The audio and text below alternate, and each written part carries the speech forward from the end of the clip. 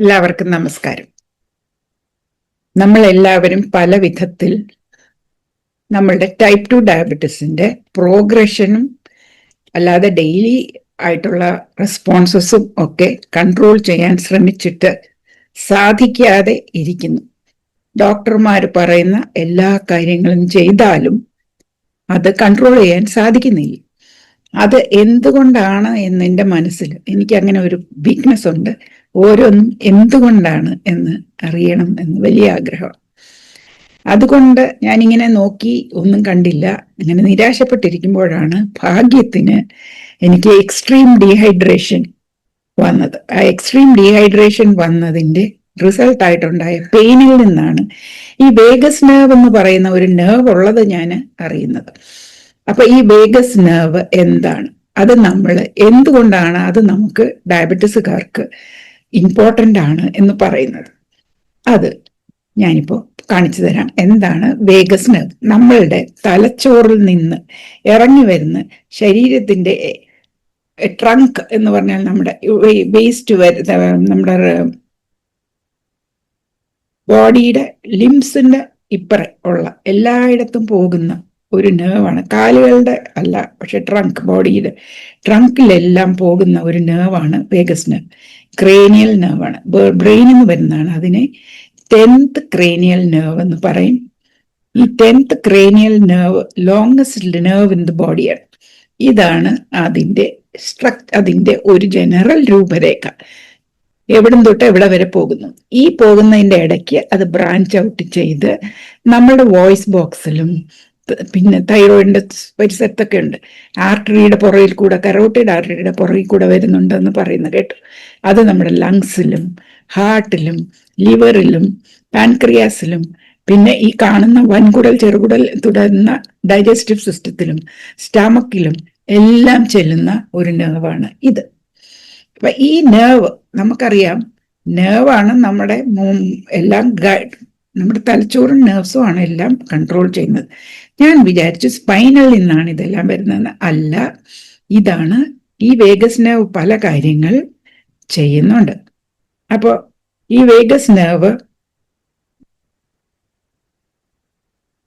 നമ്മളെ പോലെയുള്ള ഡയബറ്റിസ് ഉള്ളവർക്ക്, പിന്നെ ഇറിറ്റബിൾ ബവൽ സിൻഡ്രോം ഉള്ളവർക്ക്, അതായത് എല്ലാം കഴിക്കുന്നുണ്ട്, ഗ്യാസും ഇൻഡൈജഷനും അതുപോലെ ഭക്ഷണം ദഹിക്കാൻ താമസം, വിശപ്പില്ലായ്മ, പുളിച്ചു തകട്ടൽ, ഇങ്ങനെയൊക്കെ ഉള്ള അസുഖങ്ങൾ, ക്രോൺസ് ഡിസീസ്, ഇതൊക്കെ ഉള്ള ആളുകളെ ഒക്കെ പരിശോധിച്ചാൽ അവരുടെ വേഗൽ ടോൺ പുവറാണ് എന്ന് കാണാം. വേഗൽ ടോൺ ഓപ്റ്റിമം ലെവലിൽ നിന്ന് താണാണ് നിൽക്കുന്നത് എന്നറിയാം. വേഗൽ ടോൺ എന്ന് പറഞ്ഞാൽ level of activity of the Vegas nerve, അത് എൻ്റെ ആക്ടിവിറ്റിയാണ്. അത് ഹയർ ടോൺ ആണെങ്കിൽ ബാലൻസ്ഡ്, മോർ ബാലൻസ്ഡ്, നമ്മുടെ autonomic nervous system more balanced ആണെന്നും കോർട്ടിസോൾ ലെവൽസ് അധികം വെറുതെ ഹൈ ആകാതെ ഇരിക്കുമെന്നുമാണ് മനസ്സിലാക്കിയിരിക്കുന്നത്. ഓട്ടോണമിക് നെർവസ് സിസ്റ്റം എന്ന് പറഞ്ഞാൽ അതാണ് നമുക്ക് റെസ്റ്റ് ആൻഡ് ഡൈജസ്റ്റ് സിസ്റ്റം ആയിട്ടുള്ള ആ മോഡിലേക്ക് നമ്മുടെ ബോഡി കാംനെസ്സിലേക്കൊക്കെ പോകുന്നത് ഓട്ടോണമിക് നെർവസ് സിസ്റ്റമാണ്. പിന്നെ ലോ വേഗൽ ടോണിൽ increased stress, higher cortisol level and potential health problems ഉണ്ടാകുന്നു. ഹയർ കോർട്ടിസോൾ ലെവൽസ് നമ്മൾ എല്ലാവർക്കും അറിയാം. ഹയർ കോർട്ടിസോൾ ലെവൽസ് ആകുമ്പോൾ എന്താണ് നടക്കുന്നത്? ലോ വേഗൽ ടോൺ ആകുമ്പോൾ നമുക്ക് വരുന്നത് ഫ്ലൈറ്റ് ഓർ ഫൈറ്റ് മോഡിലേക്ക് നമ്മൾ പോകും, സ്ട്രെസ് മോഡിലേക്ക് പോകും. അപ്പൊ നമ്മളുടെ ലിവറിന് കിട്ടുന്ന മെസ്സേജ് നമ്മൾക്ക് എന്തോ ഡേഞ്ചർ വരുന്നുണ്ട്, അപ്പോൾ നമുക്ക് ആക്ഷൻ വേണ്ടി വരും. ഓടണം, അല്ലെങ്കിൽ കൊല്ലണം, അല്ലെങ്കിൽ ഫൈറ്റ് ചെയ്യണം. ഇങ്ങനെയുള്ളപ്പോൾ നമുക്ക് കൂടുതൽ എനർജി വേണം. അതുകൊണ്ട് നമ്മുടെ ശരീരത്തിൽ കൂടുതൽ ഗ്ലൂക്കോസ് വേണം എന്ന് പറഞ്ഞ് അപ്പോൾ ലിവർ കൂടുതൽ ഗ്ലൂക്കോസ് നമ്മുടെ ശരീരത്തിലേക്ക് പമ്പ് ചെയ്യും. ഇപ്പൊ ഹയർ കോർട്ടിസോൾ ലെവൽ ഉള്ളവർക്കൊക്കെ എപ്പോഴും ഷുഗർ ഹയർ ആയിരിക്കും എന്നാണ് സാരം. അപ്പോൾ വേഗൽ ടോണും മെറ്റബോളിക് റെഗുലേഷനും, ഈ വേഗൽ ടോണിനെ കുറിച്ച് വളരെ ഒരു സമുദ്രം പോലെ കാര്യങ്ങളുണ്ട്. അതൊക്കെ മനസ്സിലാക്കി പറയേണ്ട ആവശ്യമുണ്ട് എന്ന് എനിക്ക് തോന്നുന്നില്ല. പക്ഷെ ഞാൻ ലിങ്ക്സ് തരാം, നിങ്ങൾക്ക് വായിച്ചു നോക്കാം. പക്ഷെ ഇപ്പോൾ നമുക്ക് ആവശ്യമുള്ള കാര്യങ്ങൾ മാത്രമേ ഞാൻ പറയുന്നുള്ളൂ. വേഗൽ ടോൺ, മെറ്റബോളിക് റെഗുലേഷൻ. നമുക്ക് മെറ്റബോളിക് സിൻഡ്രോം ആണ്, അതായത് നമ്മുടെ മെറ്റബോളിസത്തിന്റെ സിസ്റ്റം നോർമൽ അല്ല. അത് ഇറഗുലർ ആണ്. അപ്പൊ അത് മെറ്റബോളിസത്തിനെ റെഗുലേറ്റ് ചെയ്യാൻ വേഗൽ നെർവ് ഒരുപാട് അതിന്റെ റോള് വളരെ വലുതാണ്. വേഗൽ ടോൺ മെറ്റബോളിക് റെഗുലേഷനെ ഡിറ്റർമിൻ ചെയ്യും. വേഗസ് നെർവിന്റെ റോള് എന്താണെന്ന് പറഞ്ഞാൽ മെറ്റബോളിക് ഹോമിയോസ്റ്റേസിസ് എന്ന് പറയുന്നത് അതാണ് നിശ്ചയിക്കുന്നത്. അത് ഡിറ്റർമിൻസ്, അതല്ല ബ്രെയിൻ കമ്മ്യൂണിക്കേറ്റ് ചെയ്ത്. മെറ്റബോളിക് ഹോമിയോസ്റ്റേസിസ് എന്ന് പറഞ്ഞാൽ സന്തുലിതാവസ്ഥ. നമ്മുടെ ശരീരത്തിന് ഒരു സന്തുലിതാവസ്ഥയുണ്ട്. ആ അവസ്ഥ ഏത് ലെവലെന്ന് നിശ്ചയിക്കുന്നത് നമ്മുടെ വേഗൽ ടോണാണ്. നമ്മളുടെ സന്തുലിതാവസ്ഥ ഹയർ കോർട്ടിസോളും ഹയർ ബ്ലഡ് ഷുഗറും ആണ്. പക്ഷേ അതല്ല വേണ്ടത്. അപ്പൊ വേഗസ് നെർവ് ഈ മെറ്റബോളിക് ഹോമിയോസ്റ്റേസിസിനെ നിർത്തുന്നു. ആ മെറ്റബോളിക് ഹോമിയോസ്റ്റേസിസ് ഏത് ഫങ്ഷനെയൊക്കെ ഇൻഫ്ലുവൻസ് ചെയ്യുന്നത് കൊണ്ടാണ് നമ്മളുടെ ഈ ലെവല് അത് വെക്കുന്നത്. ഒന്ന്, ഹാർട്ട് റേറ്റ്. വേഗസ് ഇത് പൂറാണെങ്കിൽ നമ്മുടെ ഹാർട്ട് റേറ്റ് വേരിയബിലിറ്റി എന്ന് പറയുന്ന ഒരു മെഷർ നോക്കിയിട്ടാണ് അവർ വേഗസ് നെർവിനെ കുറിച്ച് അതിന്റെ ടോണിനെ കുറിച്ചൊക്കെ പഠിക്കുന്നത്. അല്ലാതെ ആ നെർവിനെ കുത്തി പറിക്കാൻ ഒക്കത്തില്ലല്ലോ. അത് നമ്മുടെ ഹാർട്ട് റേറ്റ് വേരിയബിലിറ്റി എന്ന് പറയുന്ന ഒരു ടെസ്റ്റ് ഉണ്ട്, അത് വെച്ചാണ് അവർ ചെയ്യുന്നത്.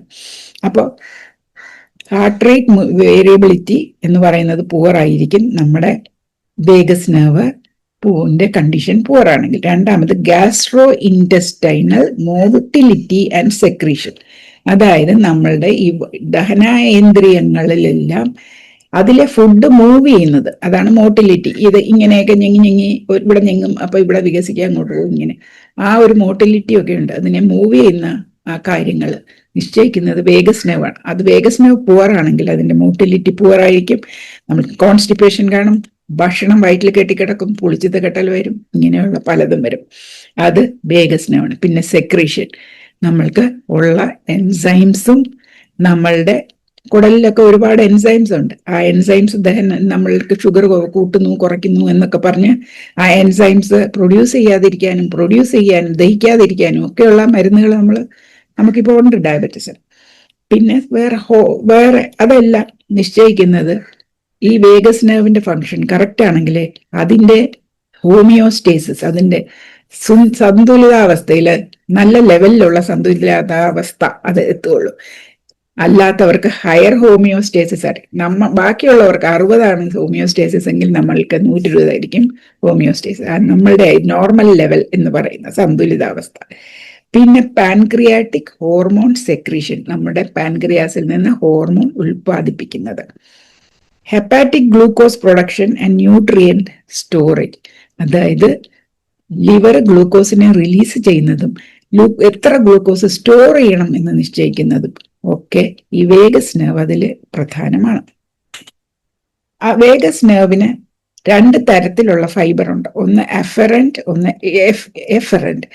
അഫറന്റ് എന്ന് പറയുന്നത് പെരിഫറൽ ഓർഗൻസിൽ നിന്ന് ബ്രെയിനിലേക്ക് പല സ്റ്റിമുലൈ വരുമ്പോൾ ആ വിവരം കൊണ്ടുപോകുന്നതാണ് എ എന്ന് പറയുന്ന അഫറന്റ്. അതെന്ത് ചെയ്യും? നമ്മളുടെ പെരിഫറൽ ഓർഗൻസ് എന്ന് പറഞ്ഞാൽ നമ്മുടെ ഗട്ട്, അതായത് വയറും കുടലുകളും ഒക്കെ, പിന്നെ നമ്മുടെ ഈസോഫാഗസ് ഒക്കെ ഉണ്ട്, നമ്മുടെ ലിവർ, പാൻക്രിയാസ്, ഇതിന്റെ ഒക്കെ വേരിയസ് സ്റ്റിമുലൈ അതിനെ സ്റ്റിമുലേറ്റ് ചെയ്യുന്ന സാധനങ്ങൾ, അതായത് ഭക്ഷണം വന്നു നിറഞ്ഞു, അത് നമ്മുടെ വയർ ഡിസ്റ്റൻഡ് ആകുമ്പോൾ അത് നിറഞ്ഞു എന്ന് ഈ നെർവസ് സിസ്റ്റം അറിയും. അതെല്ലാം മെറ്റബോളിക് സ്റ്റേറ്റസും അതുപോലെ തന്നെ ഇൻഫ്ലമേഷൻ ലെവലും ഒക്കെ ബ്രെയിനിനെ അറിയിക്കുന്നത് വേഗസ് നെർവാണ്. പിന്നെ അതിന് എഫറന്റ് ഫൈബേഴ്സ് എന്ന് പറയുന്നത് ബ്രെയിനിലെ സിഗ്നൽസ് തിരിച്ച് ഈ ഓർഗൻസിൽ കൊണ്ടുവന്ന് അതിൻ്റെ ഫങ്ഷനൊക്കെ മോഡുലേറ്റ് ചെയ്യുകയും ഹോമിയോസ്റ്റേസിസ്, അതായത് ഈ ലെവൽ മെയിൻറ്റെയിൻ ചെയ്യുകയും ചെയ്യാൻ സഹായിക്കുന്നത് ഈ വേഗസ് നെർവാണ്. വേഗസ് നെർവാണ് അപ്പ് ആൻഡ് ഡൗൺ സിഗ്നൽസ് എല്ലാം കൊടുക്കുന്നത്. Low vagal tone metabolic dysfunction ഉണ്ടാക്കും. ഈ ഇൻട്രിക്കേറ്റ് ആയിട്ടുള്ള ഈ കമ്മ്യൂണിക്കേഷനൊക്കെ ഡിസ്റപ്റ്റ് ചെയ്യും. അപ്പോൾ പുവർ ഗ്ലൂക്കോസ് കൺട്രോൾ ഉണ്ടാകും. ടിഷ്യൂസ് ഇൻസുലിനുള്ള റെസ്പോൺസ് കുറയും, ഇൻസുലിൻ റെസിസ്റ്റൻസ് ഉണ്ടാകും. ഇതാണ് key factor of metabolic dysfunction, ഇൻസുലിനുമായിട്ടുള്ള ഒരു പിണക്കം. പിന്നെ ഇൻഫ്ലമേഷൻ ശരീരത്തിൽ കൂടും. വീക്കെൻഡ് വേഗൽ ടോൺ ആണെങ്കിൽ ഇൻഫ്ലമേഷൻ കൂടുന്ന എൻവയൺമെന്റ് ആണ് ഉണ്ടാക്കുന്നത്. അപ്പോഴത്തേക്ക് കോർട്ടിസോളൊക്കെ കൂടും. നമ്മുടെ കോർട്ടിസോൾ നമുക്ക് ഒപ്പോസിങ് സിറ്റുവേഷൻ കൊണ്ടുവരുന്നത് കുറയുമ്പോൾ നമുക്ക് ഹോർമോൺസ് സ്ട്രെസ്സൊക്കെ കൂടും. അപ്പൊ നമ്മുടെ ശരീരത്തിൽ ഇൻഫ്ലമേഷൻ കൂടും. ഗട്ട് ബ്രെയിൻ ആക്സിസ് എന്ന് എപ്പോഴും പറയും. ബ്രെയിനും ഗട്ടും തമ്മിൽ വളരെയധികം ഒരു ആക്സസ് ഉണ്ട്, ഒരു കമ്മ്യൂണിക്കേഷൻ.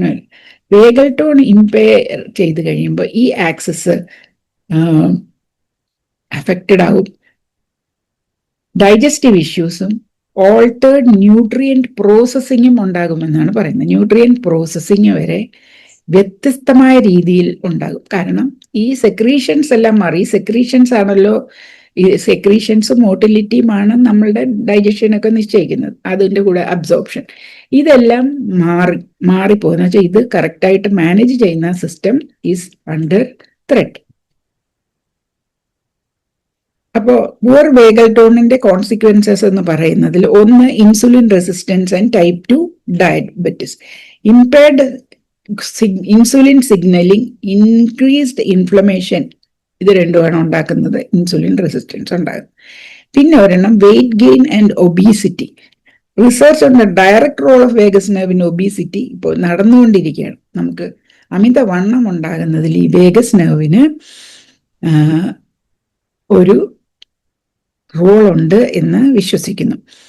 അത് പല എലികളിലൊക്കെ നടത്തിയ പല എക്സ്പെരിമെന്റ്സിൽ അവർ ഈ ഇലക്ട്രിക്കൽ ഇമ്പൾസ് വെച്ച് വേഗസ് നെർവ് സ്റ്റിമുലേറ്റ് ചെയ്തപ്പോൾ സെയിം ഫുഡ് കൊണ്ട് അവർക്ക് വണ്ണം വെക്കാതെ വണ്ണം കുറയുന്നതായിട്ട് കാണുന്നുണ്ട്. സെയിം ക്വാണ്ടിറ്റി ഫുഡ് കഴിച്ചിട്ട് വണ്ണം കുറയുന്നതായിട്ട്. ചിലതിൽ ഡയബറ്റീസ് കുറയുന്നതായിട്ട് കണ്ടു എന്നും കണ്ടില്ല എന്നും ഒക്കെ പറയുന്നുണ്ട്. പക്ഷെ ഈ സ്റ്റിമുലേറ്റ് ചെയ്യുന്ന സ്ഥലം ഏതാണ് എന്നുള്ളതും ഒന്നും അത്ര ക്ലിയർ അല്ല. ഇതിനെക്കുറിച്ച് ക്ലിയർ ആയിട്ടും നമുക്ക് സേഫ് ആയിട്ടും ക്ലിയർ ആയിട്ടും നമുക്ക് ഒരു ഇൻവേസീവ് തെറാപ്പി ചെയ്യാൻ പറ്റുകയില്ല. ഒരു സാധനം കുത്തിക്കയറ്റി ചെയ്യുന്ന എവിടെ കുത്തുന്ന എവിടെയൊക്കെ പറ്റി എന്ന് നമുക്ക് പറയാൻ പറ്റുകയില്ല. ഇംപ്രൂവിങ് വേഗൽ ടോൺ നമ്മളപ്പോൾ ഇംപ്രൂവ് ചെയ്യണം. ഈ നമ്മൾക്കൊക്കെ എന്താണ്, ഈ വേഗൽ ടോൺ പൂറാണ്. എല്ലാ ഡയബറ്റിക്സിനും വേഗൽ ടോൺ പൂറാണ്. ഹൈ ബ്ലഡ് പ്രഷർ ഉള്ളവർക്ക് വേഗൽ ടോൺ പൂറാണ്. അങ്ങനെയുള്ള പലതരമുള്ള ഈ IBS ഉള്ളവർക്ക്, കുടലിൻ്റെ ഇത് ഉള്ളവർക്ക് വേഗൽ ടോൺ പൂറാണ്. അതിൻ്റെ വേറെ ഒരു സിംറ്റം എന്താന്ന് പറഞ്ഞാൽ അവർക്കൊക്കെ ക്രോണിക് ആയിട്ട് സ്ട്രെസ്ഡ് ആണ്, ക്രോണിക് സ്ട്രെസ്. അപ്പൊ ഈ സ്ട്രെസ്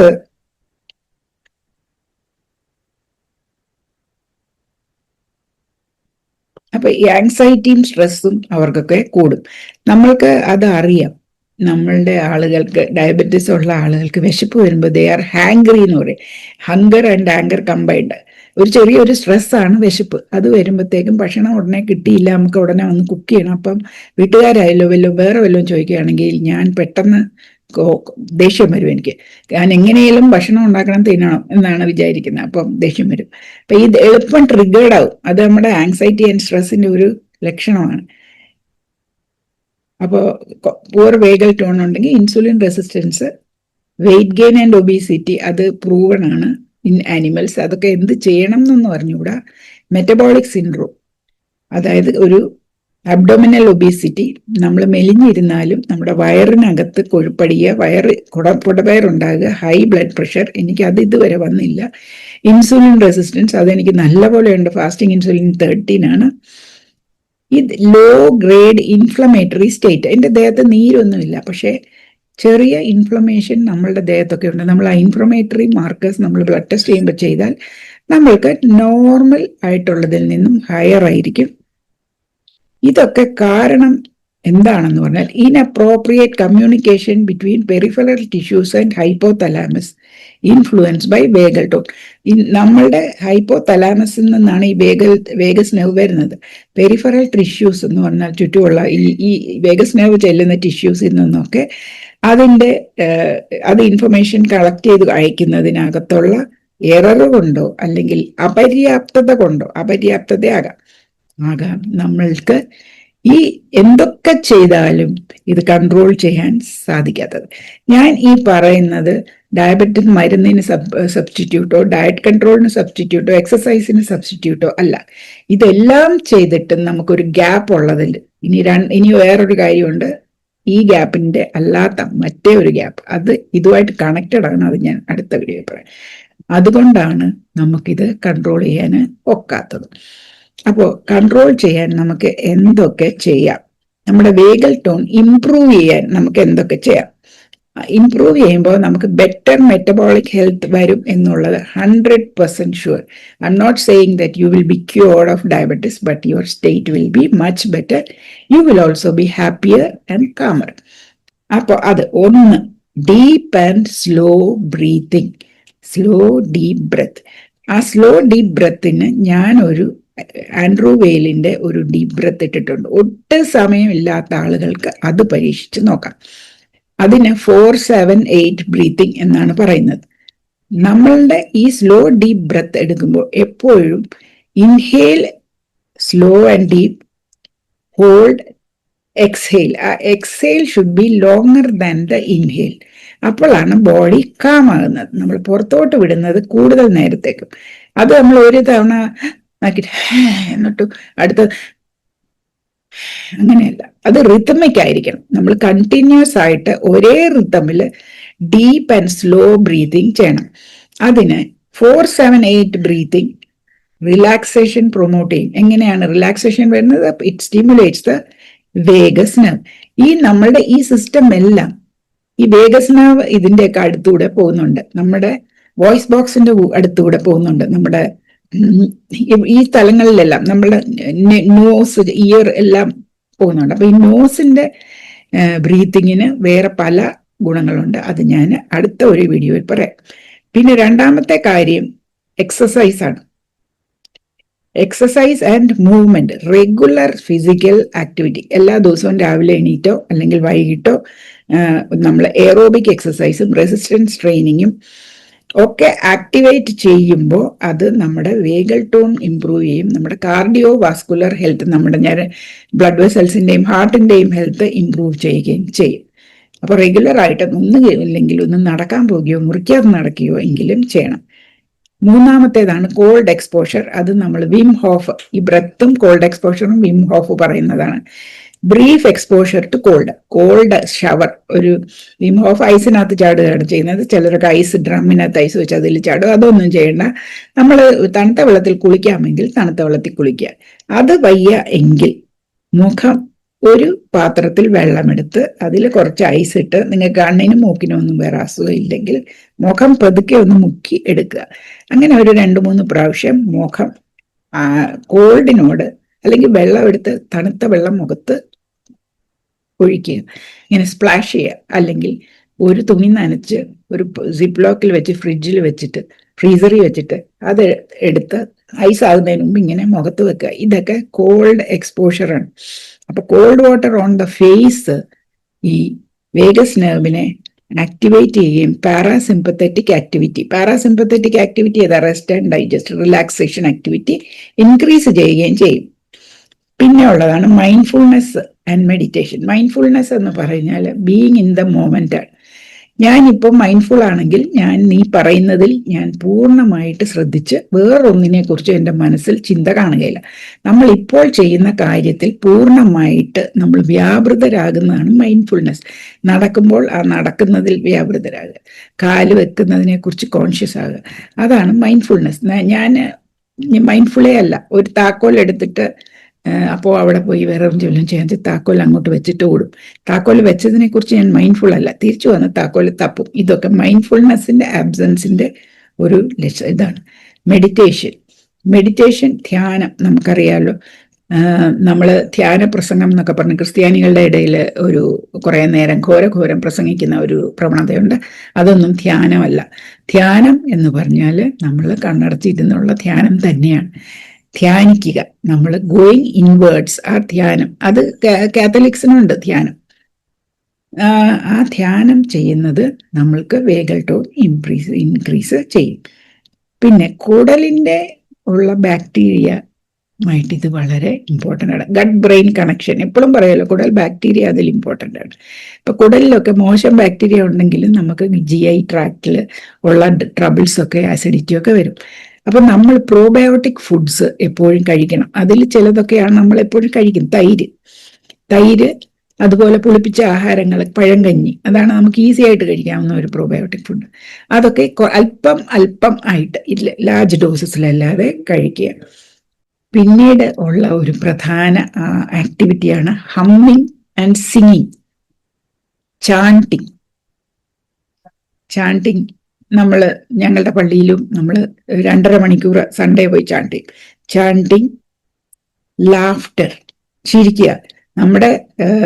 ഞങ്ങൾക്ക് തേഴ്സ്ഡേ, നമ്മുടെ യോഗയിൽ തേഴ്സ്ഡേ ഡേ ഓഫ് ലാഫ്റ്റർ ആണ്. അന്നേരം ഒന്നും കാരണമില്ല എന്ന് ചിരിക്കുക. ആ ചിരിക്കുമ്പോൾ നമുക്ക് പല ഗുണങ്ങളുണ്ടാകും. ഇതിൽ ചിലതിൻ്റെയൊക്കെ ഗുണങ്ങൾ ഞാൻ പുറകെ പറയാം. Singing, humming, laughter, chanting, massage. നമ്മൾ കർക്കിടകത്തിനൊക്കെ പോയി തിരുമ്മും. അതൊന്നും തിരുമാൻ വയ്യെങ്കിൽ നമ്മൾ ഫുട്ട് മസാജ്, നമ്മൾ തന്നെ കാലിന് ഫുട്ട് മസാജ് ചെയ്യുക.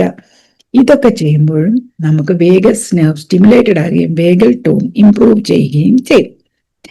അപ്പോൾ ഹമ്മിങ് എന്ന് പറയുമ്പോൾ നമ്മൾ ചുമ്മാ മൂളിപ്പാട്ട് പാടി നടക്കുന്നത് നമുക്ക് മൂഡ് എലിവേറ്റ് ചെയ്യും എന്നുള്ളത് സത്യം. പക്ഷെ ആ ഹമ്മിങ് അല്ല ഇവിടെ ഉദ്ദേശിക്കുന്നത്.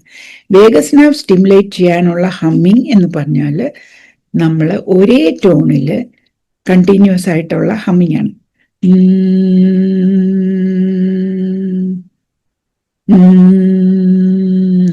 ഇത് നമ്മൾ ഭ്രമരി പ്രാണായാമം എന്ന് പറയുന്ന ഈ ശ്വാസം വിടുന്ന രീതിയിൽ നമ്മൾ ചെയ്യുന്നുണ്ട്.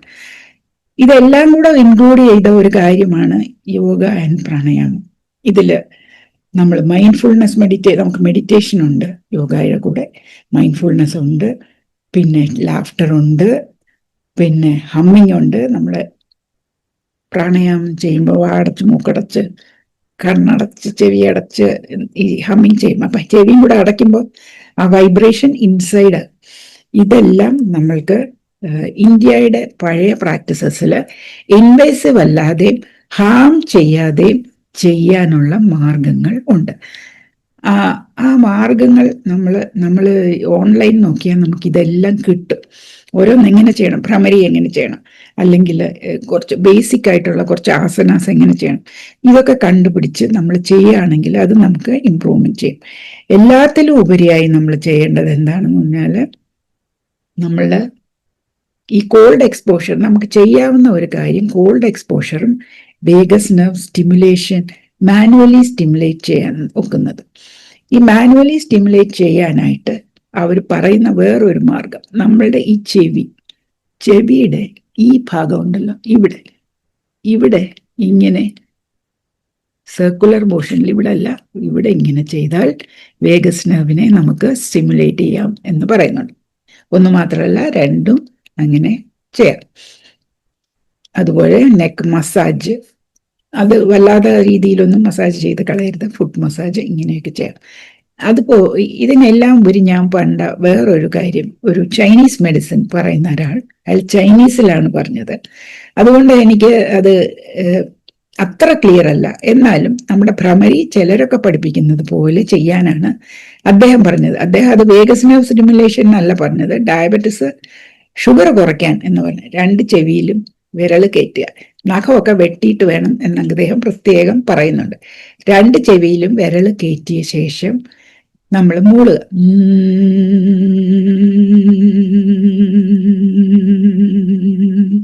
അങ്ങനെ 30 സെക്കൻഡ്, ഒന്ന് കഴിഞ്ഞ് ഒരു ശ്വാസം കഴിയുമ്പോൾ അടുത്തടുത്ത് 30 സെക്കൻഡ് ചെയ്യുക.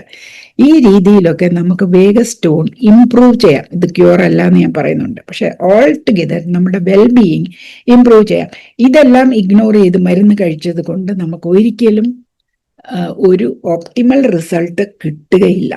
അത് മാത്രമല്ല, മരുന്ന് റെഗുലറായിട്ട് കഴിച്ചാൽ നമ്മൾക്ക് എല്ലാം പെർഫെക്റ്റ് ആയിരിക്കും എന്ന് പറയുന്ന ആളുകൾ ഉണ്ട്. ഡോക്ടേഴ്സൊക്കെ പറയും നിങ്ങളുടെ കുറ്റമാണ്, നിങ്ങൾക്ക് ഇങ്ങനെ വന്നത് നിങ്ങളുടെ കുറ്റമാണ്, ഞങ്ങൾ പറഞ്ഞത് ചെയ്തില്ല.